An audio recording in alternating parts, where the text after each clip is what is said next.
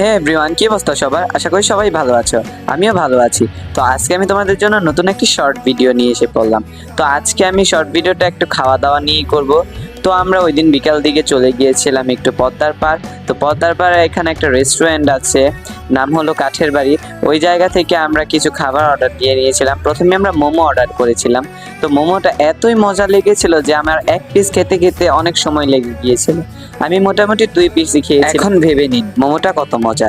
তো যাই হোক, এর সাথে কিন্তু কোল্ড কফি অর্ডার করেছিলাম। তো কোল্ড কফিটা কিন্তু মজা ছিল।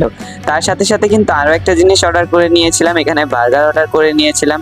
তো বার্গারটা আমি খাচ্ছিলাম। বার্গারটা কিন্তু খুবই মজা ছিল। যাই হোক, বার্গারটার প্রশংসা করলেই চলে, আবার এত মজা না, 10-এ 7 দেওয়া যায়। তো যাই হোক, এখানে একটু মুখটা পুছে নিচ্ছিলাম।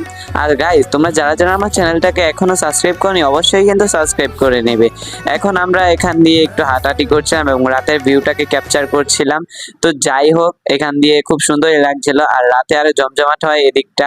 তো তোমরা যারা এখানে গিয়েছো অবশ্যই তারা চিনবে এই জায়গাটা কোথায়। আমি আর নামটা ভেঙে বললাম না, আমি শুধু এতটুকু বললাম এটা হলো পদ্মার পাড়।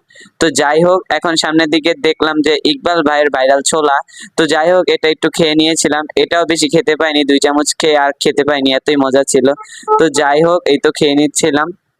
আর গাইস, তোমরা কারা কারা এই জায়গাটায় গিয়েছো অবশ্যই কিন্তু কমেন্ট করবে।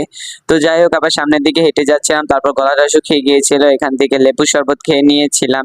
তারপর আবার সামনের দিকে চলে গিয়েছিলাম, দেখলাম এখানে কুলফি বিক্রি করে একটা ভাই। তো যাই হোক, ওর কাছ থেকে আমরা কুলফি নিয়ে নিলাম। তো কুলফিটা কিন্তু ভালোই মজা ছিল। আল্লাহ হাফেজ।